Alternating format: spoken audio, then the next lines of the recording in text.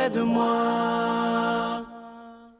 Bon vendredi, bienvenue à votre émission La Victoire de l'amour. J'espère que vous allez bien ce matin. Comme on le fait tous les vendredis, on rejoint quelqu'un qu'on apprécie beaucoup. Elle fait un travail absolument magnifique et je veux la remercier de prendre son temps parce qu'elle est extrêmement occupée, mais pour elle, la foi, c'est essentiel. Elle est médecin chirurgienne, la docteure Valérie-Julie Brousseau.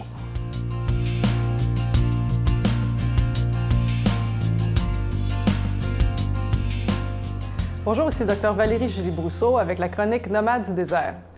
Aujourd'hui, je vous parle de quelque chose d'inhabituel dont on ne parle pas d'habitude, la confesse. Je ne sais pas si vous êtes comme moi, là, mais même après, je ne sais pas combien de fois m'être confessée dans ma vie, je ne suis pas encore sûre que j'aime bien ça. T'sais. Je suis toujours contente quand je sors de là puis que j'ai eu mon absolution, mais j'aime pas bien ça, aller là, tu sais. Fait que j'ai envie de vous raconter une histoire de confesse qui m'a particulièrement touchée dans ma vie. Alors, une fois, je suis allée à Rome avec des amis, puis on visitait les églises, puis on a pris du temps pour prier. Je suis arrêtée pour aller me confesser à Sainte-Marie-Majeure. J'arrive là, puis j'ai pas particulièrement porté attention à ce qui était écrit sur la porte de la confesse, parce qu'il y a différentes langues de confesseurs. Puis je rentre dans le confessionnal, puis je me rends compte que le prêtre est unilingue italien. Alors, je comprends l'italien, mais je ne le parle pas assez pour être capable de me confesser. Je baragouine. Le prêtre, qui est vraiment très paisible, très doux, me dit en italien, « Écoutez, je parle ni anglais ni français, mais je vais vous dire des péchés. Puis, si c'est pertinent, dites oui ou non, tu sais. Fait que là, il commence à me nommer des péchés en italien, puis moi, de l'autre côté, je suis comme, ben oui, ouais, un peu, mais pas vraiment, non, pas celle-là. Puis, tu sais, je suis toute un peu comme, fini, qui me donne l'absolution, puis je sors de là, puis je suis complètement, wow, qu'est-ce qui vient de se passer là, tu sais, je veux dire... OK. Là, dans ma tête, ça continue à tourner, puis le lendemain, c'est drôle, bien, c'est comme, je suis pas sûre que ma confesse était vraiment valide, tu sais. Puis j'ai un petit peu, je suis bien d'en profiter, je rentre dans une autre église, je rentre dans une confesse, puis là, le prêtre me pose la question, « Ça fait combien de temps vous êtes confessé? » Ben, hier. Mais là, il dit, c'est quoi, là? Toutes ces affaires-là, vous avez fait ça depuis hier? J'ai dit, non, j'ai pas tout fait ça depuis hier. C'est parce que hier, quand je suis allée me confesser, tu sais, j'étais pas capable de parler italien, puis le prêtre, il dit, oui, mais non, vous comprenez pas, madame, vous avez eu de l'absolution hier. Alors là, si vous avez péché depuis hier, votre absolution est encore bonne. Et puis, je vous redonne l'absolution aujourd'hui, puis soyez en paix. Je suis sortie de là, j'étais heureuse, j'étais comme soulagée parce que, en même temps, un peu comme, encore une fois, éberluée. Le point de l'histoire, c'est que parfois, quand on va se confesser, on ne sait pas quoi dire. On sent qu'on aurait quelque chose à dire, on n'ose pas y aller. Il faut s'écouter. Si vous sentez quelque chose qui vous pèse à l'esprit, si vous sentez qu'il y a quelque chose qui vous ralentit, qui vous empêche de voler aussi haut que vous êtes supposé voler, pourquoi pas y aller? On est gêné de demander, c'est vrai. Essayez de trouver une place où il y a un prêtre qui traîne dans le confessionnal, un bon vieux prêtre, là, un qui ose traîner dans le confessionnal. Ouvrez la porte, allez-y. Il y a des places fantastiques pour ça. À bientôt. Notre Père qui es aux cieux, que ton nom soit sanctifié, que ton règne vienne, que ta volonté soit faite sur la terre comme au ciel.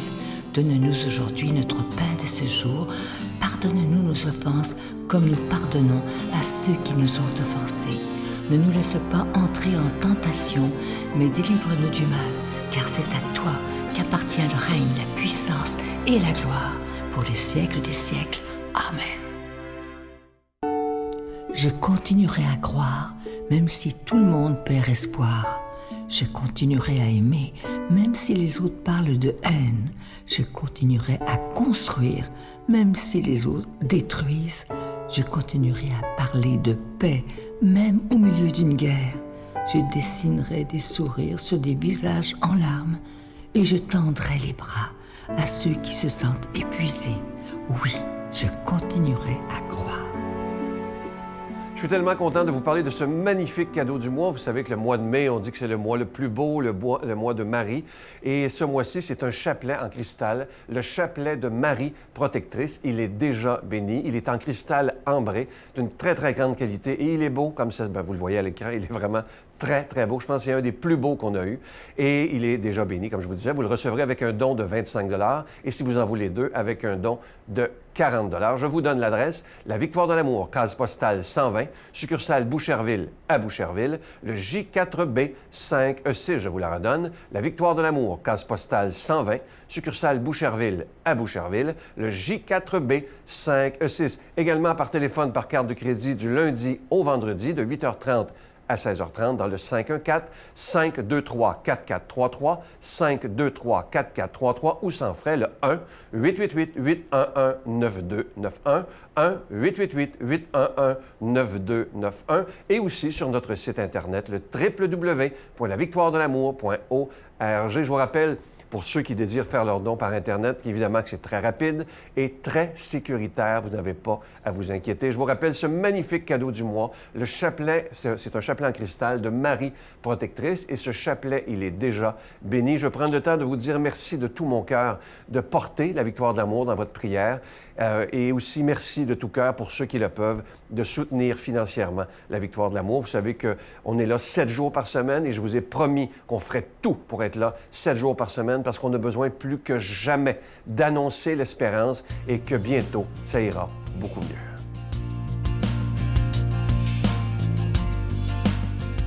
Mon Dieu, donnez-moi la sérénité d'accepter les choses que je ne peux changer, le courage de changer les choses que je peux et la sagesse d'en connaître la différence. Amen.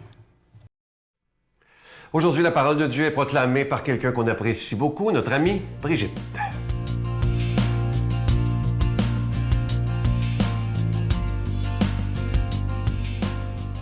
Bonjour tout le monde, j'espère que vous vous portez bien. Malgré tout ce qui peut arriver, malgré la misère, malgré les insécurités, l'instabilité, j'espère que vous pouvez garder la paix du Christ.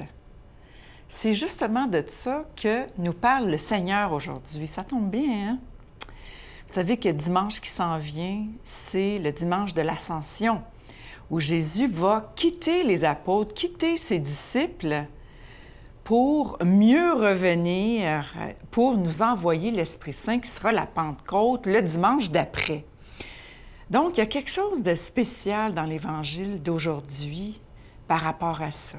Et c'est une bonne nouvelle selon l'Évangile de Saint Jean. Amen, amen, je vous le dis. Vous allez pleurer et vous lamenter, tandis que le monde se réjouira. Vous serez dans la peine, mais votre peine se changera en joie. La femme qui enfante est dans la peine parce que son heure est arrivée. Mais quand l'enfant est né, elle ne se souvient plus de sa souffrance, toute heureuse qu'un être humain soit venu au monde. Vous aussi, maintenant, vous êtes dans la peine, mais je vous reverrai. Et votre cœur se réjouira. Et votre joie, personne ne vous l'enlèvera. En ce jour-là, vous ne me poserez plus de questions. Acclamons la parole de Dieu.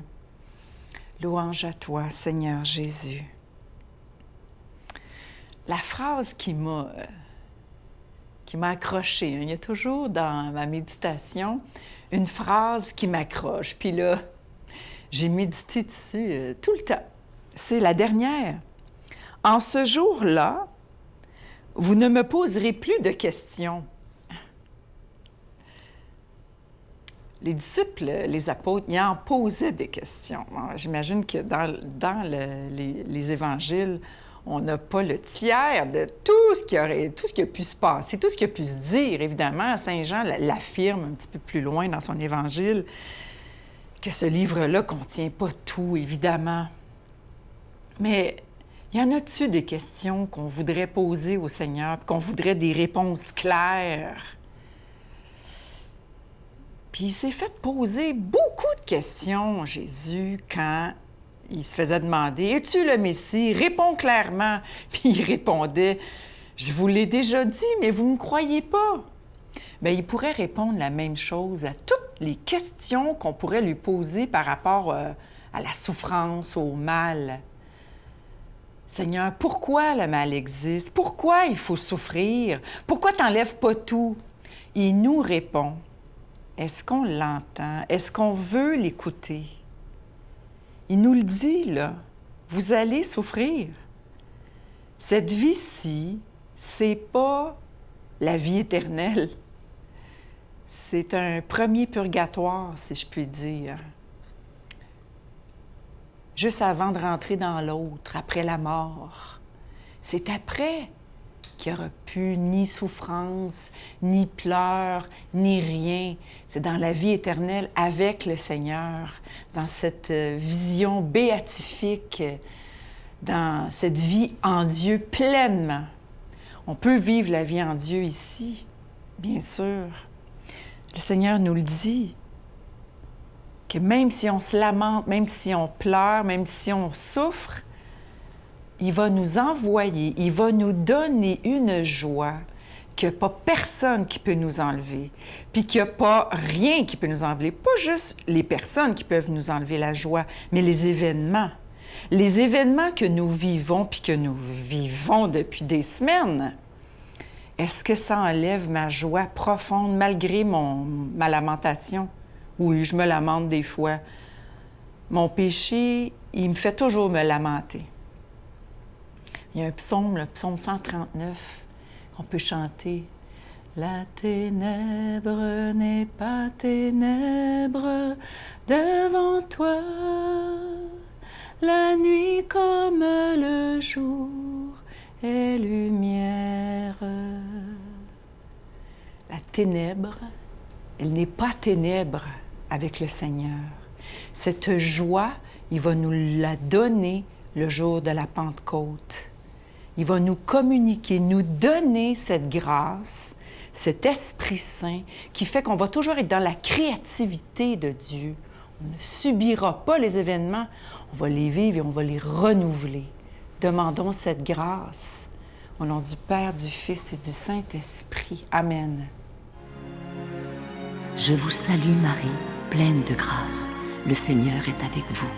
Vous êtes bénie entre toutes les femmes, et Jésus, le fruit de vos entrailles, est béni. Sainte Marie, Mère de Dieu, priez pour nous pauvres pécheurs, maintenant et à l'heure de notre mort. Amen. Aujourd'hui, c'est vendredi, et comme on le fait tous les vendredis depuis un bon moment, je vous invite à ce qu'on prie tous ensemble d'une façon virtuelle à 15h cet après-midi, à 3h. Un beau Notre Père dit avec tout notre cœur, un Je vous salue Marie et un Gloire soit au Père. Et je vous invite à ne pas manquer l'émission de dimanche. Je reçois avec beaucoup de joie un jeune de 26 ans, imaginez, Jean-Philippe Demers, qui a eu une conversion, mais totale, sur un trottoir. Vous allez comprendre, il va bien vous expliquer. Et ce qui est magnifique avec Jean-Philippe, c'est qu'il ne savait pas, avant la pandémie, qu'il savait chanter. Mais quand vous allez l'entendre, vous allez être tellement surpris. Moi, je n'en revenais pas de la voix de ce jeune Jean-Philippe. Manquez pas ça ce dimanche, une belle émission remplie d'espérance. Bye! Il y avait une question, entre autres, qui m'interpellait plus que les autres, c'était la question de la mort. Ben, je me disais, Sylvain, si je meurs, puis il n'y a rien après, là, si on y pense réellement, là, à quoi ça sert de vivre? Ouais. À quoi ça sert de vivre? À quoi ça sert d'avoir une famille, d'avoir une carrière, des études, si on meurt, puis c'est le néant total.